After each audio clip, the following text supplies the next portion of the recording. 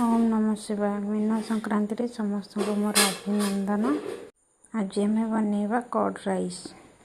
प्रथम दही भात को गोल रखीदे ताको साइड करी कड़ाई गरम करी से ऐड करवा तेल गरम होला पर से पकेबा किछि बुट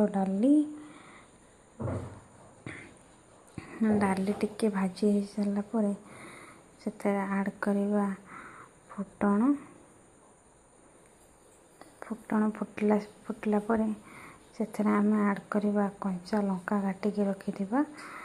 कंचा लंका को टिके भाजला पर से भुर्संग पत्र को टिके भाजला पर भुर्संग पत्र भाजीला पर से ऐड करवा छेचिक रखिथिबा आंब कषि अदा को टिके पकई भाजवा।